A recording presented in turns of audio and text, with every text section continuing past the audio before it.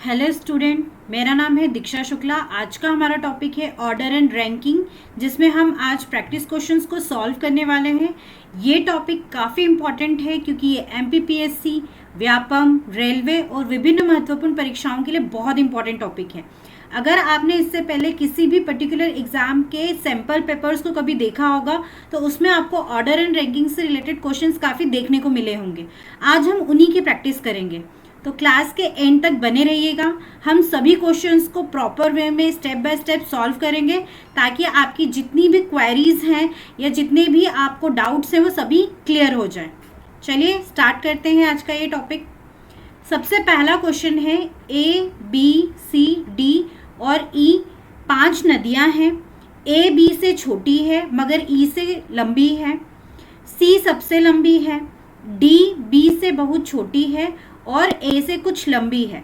तो सबसे छोटी नदी कौन सी है? इस तरीके के क्वेश्चन आपको आते हैं। ऑर्डर एंड रैंकिंग के क्वेश्चन यही होते हैं कि आपको ऑर्डर बताना होता है। जैसे इस क्वेश्चन में पूछा है कि कुछ ऑर्डर में कुछ रिवर्स का डिस्क्रिप्शन दे रखा है और उनके बेसिस पे आपको क्वेश्चंस पूछे जाते हैं। अगर आपका हिंदी मीडियम है तो आप हिंदी के क्वेश्चंस को रीड करके क्वेश्चन को सॉल्व कर सकते हैं। अगर आपका इंग्लिश मीडियम है तो आप इंग्लिश के क्वेश्चन को रीड करके क्वेश्चन को सॉल्व कर सकते हैं। A B C D and E are 5 rivers. A is shorter than B but longer than E. C is the longest. D is much shorter than B and somewhere longer than A. So which is the shortest river? इस type के questions को solve करने का सबसे अच्छा तरीका है कि हम सिर्फ एक एक लाइन को पढ़ें एंड हमारा जो ट्रिक है या जो हमारी ऑर्डर एंड रैंकिंग है उसको अरेंज करते हुए चले। चलिए स्टार्ट करते हैं। सबसे पहले क्या बोला है कि 5 नदियां हैं। ठीक है, हमारे पास 5 नदियां हैं। हमने 5 के लिए प्लेसेस निकाल लिया है। हम इस तरीके से ऑर्डर एंड रैंकिंग निकालेंगे। इनका 5 प्लेसेस है। ठीक है, 5 नदियां हैं। सबसे पहले क्या बोला है, ए बी से छोटी है। क्या बोला है, ए इज शॉर्टर देन बी, मतलब बी बड़ी है कुछ हद तक ए से। चलिए हमारा ये पहला से स्टेटमेंट तो कंप्लीट हो गया कि जो ए है वो बी से छोटी है। ए जो है वो बी से छोटी है, इसलिए मैंने बी को आगे लिख दिया है। मगर ई से लंबी है, इसी के बारे में ही बोला जा रहा है, ए के बारे में ही बोला जा रहा है। ये पूरा स्टेटमेंट यहाँ से यहाँ तक है। ये देखिए, आप इंग्लिश में भी पढ़ सकते हैं। A is shorter than B but longer than E. A is shorter than B and longer than E. तो ई हमारा कहाँ आ जाएगा, नीचे। पहला स्टेटमेंट हमारा कंप्लीट हो गया है। फिर बोला है सी सबसे लंबी है। ओके, सी सबसे लंबी, तो सी को हम टॉप में ले आते हैं।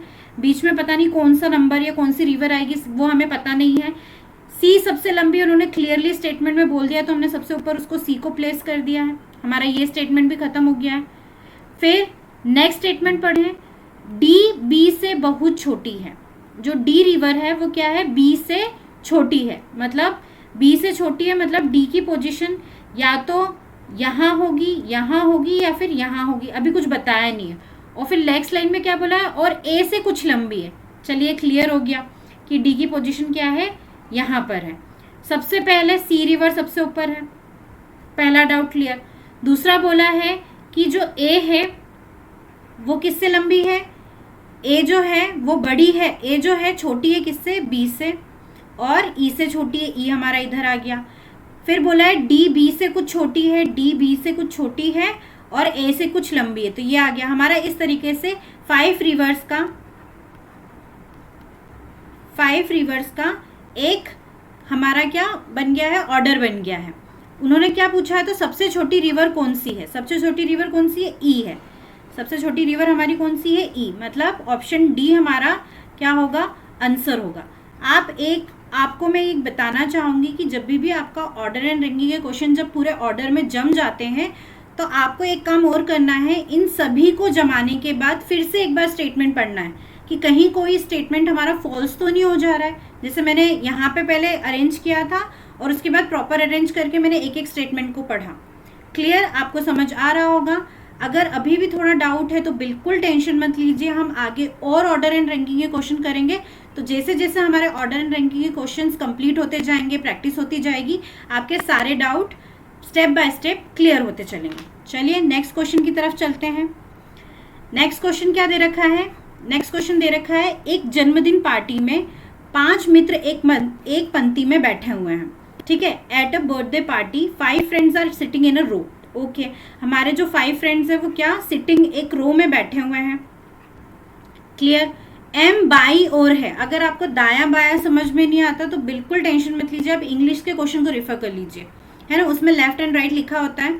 क्या बोला है, M is on left of O. Okay जो एम है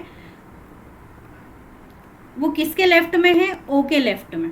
अगर कोई पर्सन सामने देख रहा है, कोई पर्सन सामने की तरफ बैठा है तो उसका राइट ये वाला होगा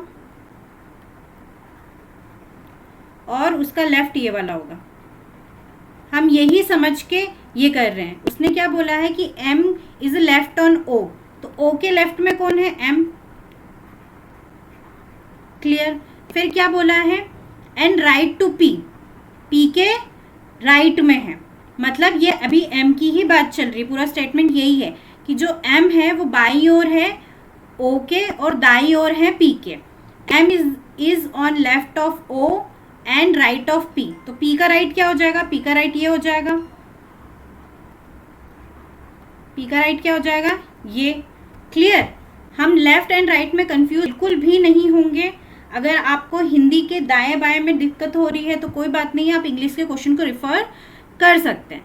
नेक्स्ट स्टेटमेंट क्या दे रखा है, नेक्स्ट स्टेटमेंट दे रखा है S is sitting on the right of T, T के राइट में है S, जो S है वो T के राइट में है। ओके अभी हमें पता नहीं कि ये कहाँ बैठे हैं, इसलिए हम कहीं पे बना लेते हैं कि T के राइट में क्या है, S है। फिर आगे क्या बोला, but left of P, P के लेफ्ट में, मतलब S हमारा इधर आ गया क्योंकि P का लेफ्ट ये होगा और T का राइट ये होगा। मतलब हमारे जो 5 फ्रेंड्स थे उनकी सिटिंग हो गई एक रो में, 5 की सिटिंग हो चुकी है।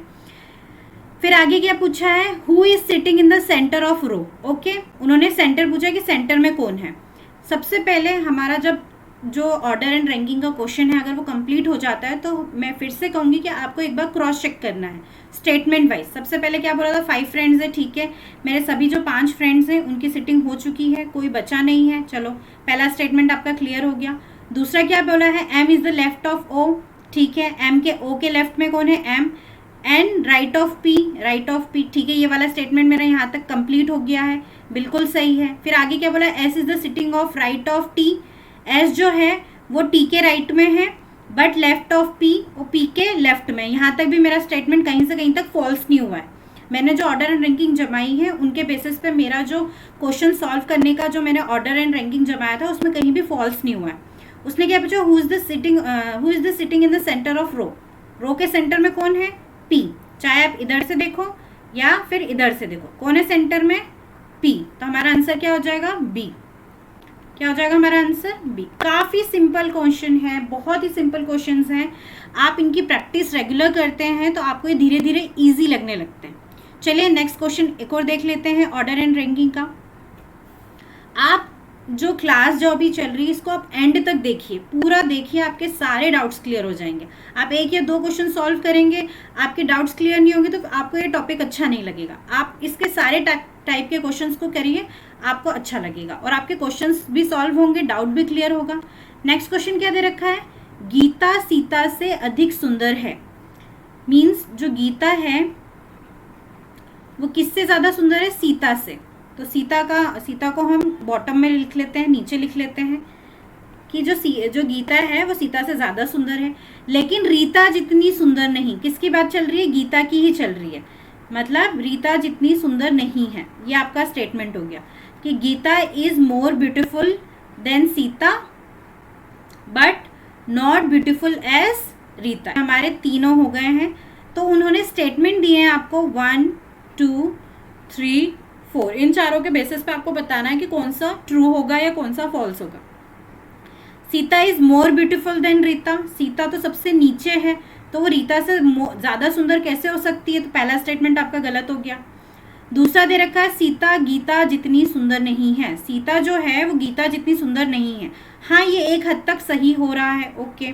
आगे का स्टेटमेंट चेक कर लेते हैं, गीता रीता से ज़्यादा सुंदर है, गीता जो है वो रीता से ज़्यादा सुंदर, ये भी फॉल्स हो रहा है क्योंकि रीता सबसे ज़्यादा सुंदर है, ये भी क्रॉस हो गया। रीता गीता जितनी सुंदर नहीं है, जो रीता है वो गीता जितनी सुंदर नहीं, ये भी फॉल्स हो गया क्योंकि स्टेटमेंट के अकॉर्डिंग सबसे ज़्यादा सुंदर कौन है? रीता। तो इस क्वेश्चन के अकॉर्डिंग हमारा कौन सा स्टेटमेंट ट्रू बैठ रहा है? बी वाला, कि सीता गीता जितनी सुंदर नहीं है। तो इसका आंसर क्या आ जाएगा? बी। क्लियर? कभी कभी एक एक स्टेटमेंट के क्वेश्चंस भी आ जाते हैं और वो बहुत सिंपल होते हैं। नेक्स्ट क्वेश्चन देखते हैं।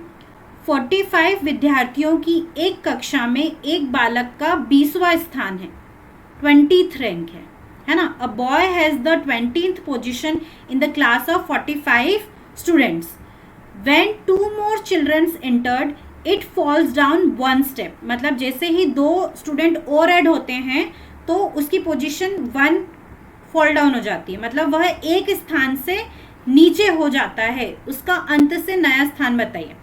कहने का मतलब है कि अगर मैं इस तरीके से एक मैं ऑर्डर एंड रैंकिंग बनाऊं तो क्या है कि 45 स्टूडेंट्स है। कितने स्टूडेंट है? समझिए 45 स्टूडेंट है एक क्लास में। 45 स्टूडेंट से उसका रैंक कितनी है? 20। कितनी रैंक है? 20। जब उसमें 2 स्टूडेंट और ऐड हो जाते, 2 स्टूडेंट मतलब 45 में 2 और ऐड कर लिए जाए, तो अब आपकी क्लास की स्टूडेंट की स्ट्रेंथ कितनी हो गई? 47। क्लियर? फिर उसने क्या बोला कि अगर जब 2 बच्चे और प्रवेश कर लेते हैं तो वह एक स्थान नीचे हो जाता है। इट फॉल्स डाउन 1 स्टेप, मतलब वो 20 से कितने पे आ गया? 21 पे। कितने पे आ गया? 21 पे। रैंक ऐसे ही निकलती है, सबसे ऊपर फर्स्ट होगा, फिर सेकेंड, थर्ड, उसके अकॉर्डिंग बता रही हूँ। तो पहले वो 20th पे था, अब 2 बच्चे और ऐड हो गए तो उसकी रैंक एक डाउन हो गई, मतलब 21 पोजीशन पे आ गया वो। तो अंत में उसका नया स्थान क्या होगा ये हमें बताना है। इस टाइप के जो क्वेश्चंस होते हैं जिसमें आपको प्लेस बतानी रहती है, उसका एक फॉर्मूला होता है जो आप लिख लीजिए, याद कर लीजिए हमेशा के लिए। वो फॉर्मूला है total is equals to left plus right -1, या फिर total is equals to up plus down -1।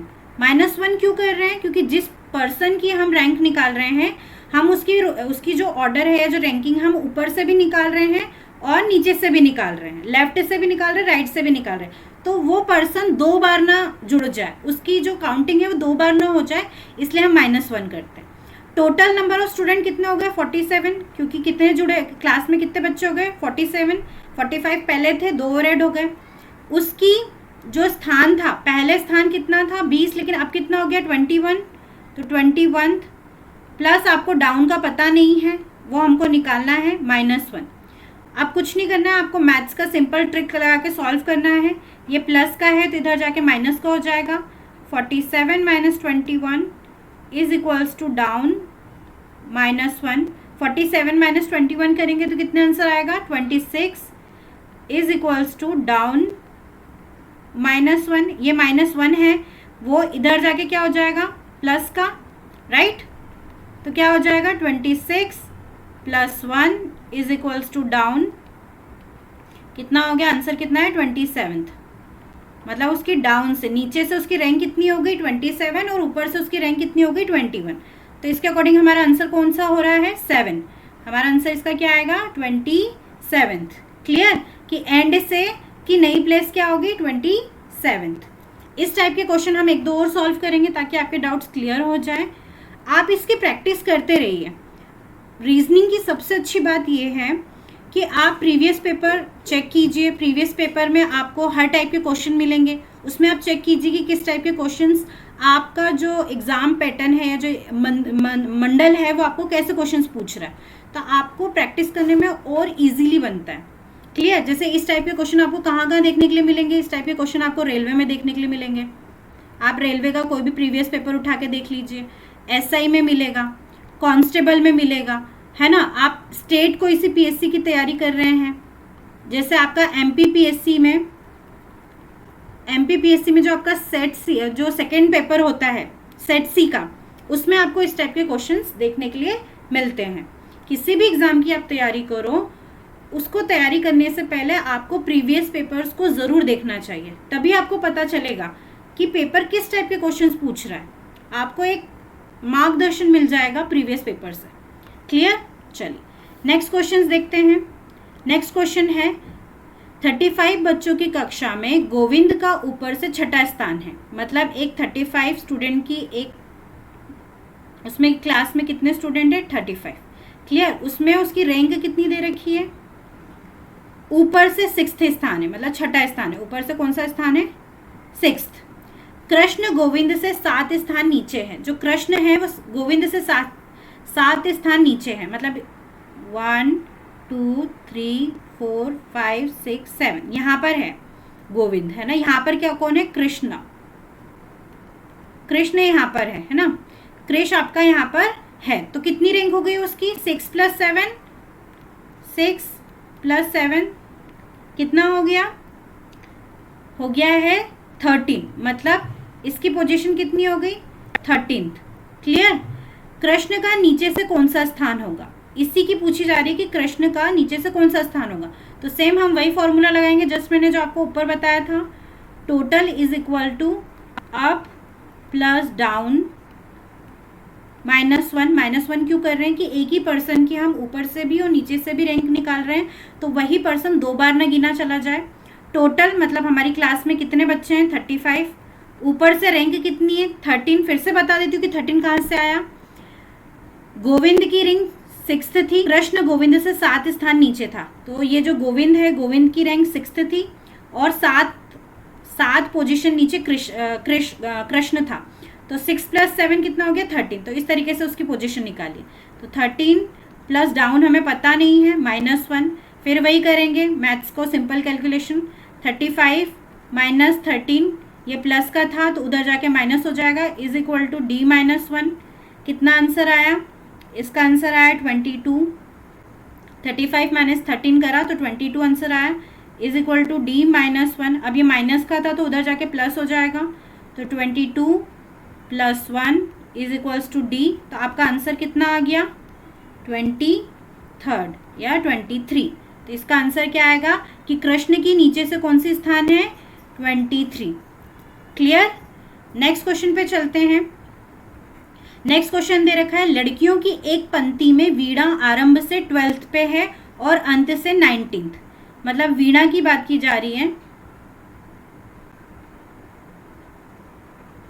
वीणा की बात की जा रही है कि वो टॉप से क्या है उसकी पोजीशन? टॉप से उसकी पोजीशन है 12 और डाउन से नीचे से उसके स्थान है 19th। ठीक है। फिर ये एक पहली पंक्ति की बात की जा रही कि एक पंक्ति में ऐसा वीणा की पोजीशन बताइए। लड़कियों की एक और पंक्ति, मतलब एक और पंक्ति है, 2 पंक्तियों की बात की जा रही है, एक और पंक्ति है। ठीक है, एक और पंक्ति है। उसमें सुनीता आरंभ से 14th पर है। सुनीता जो है वो टॉप से कहाँ पर है? 14th पर, और बॉटम से कहाँ पर है वो? 20th पे। तो दोनों पंक्तियों में कुल मिलाकर कितनी लड़कियां हैं? तो सेम वही फॉर्मूला हम यूज करेंगे। Total is equals to top plus bottom -1। Total हमें पता है क्या? इस रो में कितने स्टूडेंट हैं नहीं पता, लेकिन हमें टॉप और बॉटम पोजीशन पता है तो हम निकाल सकते हैं। टॉप की कितनी है? 12। डाउन बॉटम की कितनी है? 19 -1। कैलकुलेट करो। 9 + 2 11, कैरी 1 1 2 3, 31 - 1 कितना आ गया? 30। मतलब जिस रो में वीणा है उसमें कितने स्टूडेंट हैं या कितनी लड़कियां हैं? टोटल 30। अब सुनीता वाला कैलकुलेट कर लेते हैं। Total is equals to top plus bottom -1। यहाँ पे भी हमें टोटल स्टूडेंट्स या टोटल लड़कियों नंबर ऑफ गर्ल्स नहीं पता है। हमें टॉप पता है 14, बॉटम पता है 20। -1 क्यों कर रहे हैं? ताकि सुनीता 2 बार काउंट ना हो जाए। इसको टोटल करो। 34 -1 कितना हो गया? 33। मतलब जिस रो में सुनीता है उसमें नंबर ऑफ गर्ल्स कितनी हो गई? 33। अब उन्होंने लास्ट में पूछा क्या है? दोनों पंक्तियों में कुल कितनी लड़कियां हैं, तो दोनों को ऐड कर लो। वीणा की जो रो है उसमें 30 लड़कियां हैं और सुनीता की जो रो है उसमें 33 लड़कियां हैं। टोटल कर लो तो कितना आंसर आ गया? 63। तो इसका आंसर क्या आ जाएगा? सी। देखिए कितने सिंपल क्वेश्चन है। आप एक बार आपको इसकी ट्रिक पता चल जाती है कि इन क्वेश्चंस को किस तरीके से सॉल्व करना है, तो आपका जो पैटर्न होता है या जो क्वेश्चन को सॉल्व करने का तरीका होता है वो बहुत स्पीड में होने लगता है, आपका टाइम भी बचता है और आप फटाफट सारे क्वेश्चंस करते जाते हैं और आपका कॉन्फिडेंस भी बढ़ता है कि एग्जाम में आप इस टाइप के क्वेश्चंस को बहुत इजीली सॉल्व कर सकते हैं। नेक्स्ट क्वेश्चन है, 5 लड़कों ने एक दौड़ भाग में हिस्सा लिया है। मतलब 5 लड़के हैं, वो क्या कर रहे हैं, एक रेसिंग में पार्ट ले रहे हैं, है ना। 5 boys took part in a race.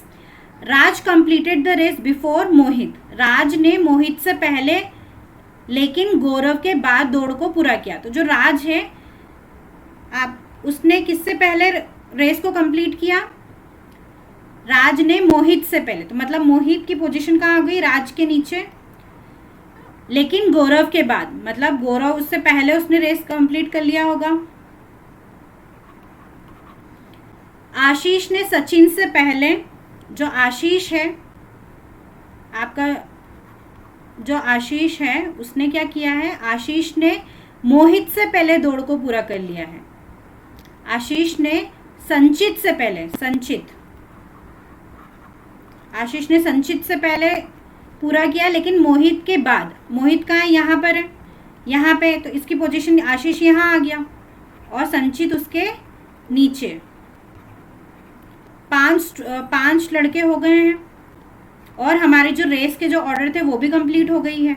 अब हम फिर से एक बार क्रॉस चेक करेंगे कि जो हमने ऑर्डर प्लेस किए हैं, जो हमने इनको ऑर्डर एंड रैंकिंग में जमाया है, क्या वो सही है क्या।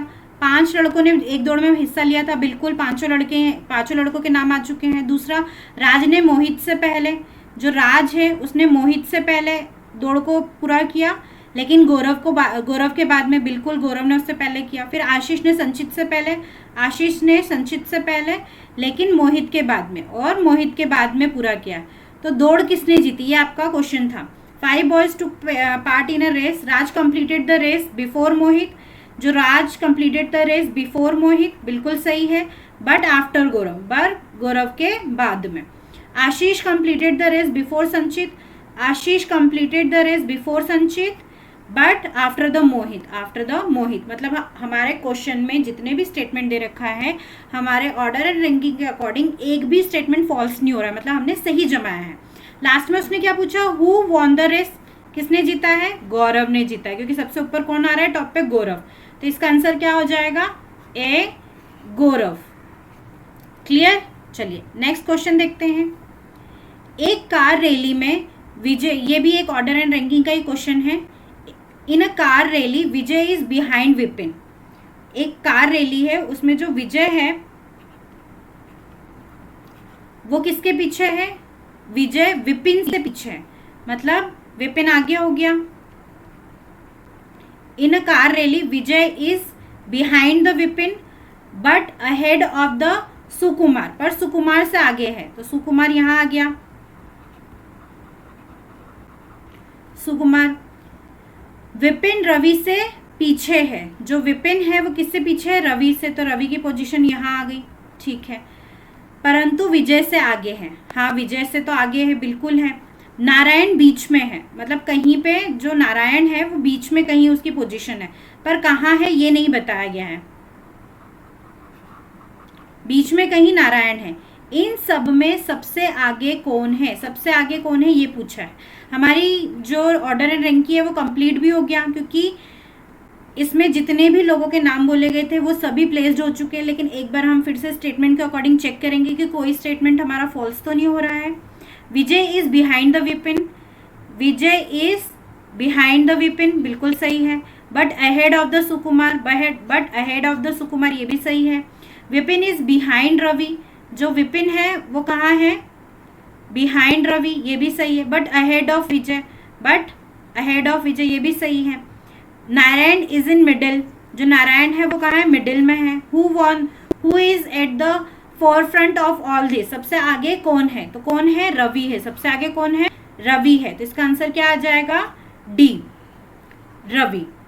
क्लियर हुआ। आपने जितने भी क्वेश्चन अभी की क्लास में देखे, ये सभी क्वेश्चन किसी न किसी एग्जाम में पूछे गए हैं, ये इसी टाइप के क्वेश्चन पूछे गए हैं। आप कोई भी बुक को रिफर करते हो, उस बुक में आपको अगर ऑर्डर एंड रैंकिंग के क्वेश्चन मिलते हैं तो आप इन्हीं ट्रिक्स से स्टेप बाय स्टेप एक एक स्टेटमेंट को पढ़कर सॉल्व करेंगे तो आपके क्वेश्चन बहुत इजीली सॉल्व हो जाएंगे। हो सकता है स्टार्टिंग में आपको कुछ समय लगे, हो सकता है आपको एक क्वेश्चन को सॉल्व करने में 3 से 4 मिनट लगे, लेकिन जब आप कंटिन्यू इन टॉपिक को प्रैक्टिस में लाते हैं तो फिर आपके with in second 30 second 40 second में इस टाइप के क्वेश्चंस कंप्लीट हो जाते हैं। अगर आपको कोई डाउट आता है तो आप उसे पूछ भी सकते हैं। चलिए अब हम रीजनिंग के और टॉपिक्स को आने वाली क्लासेस में कंटिन्यू करेंगे। Thank you so much.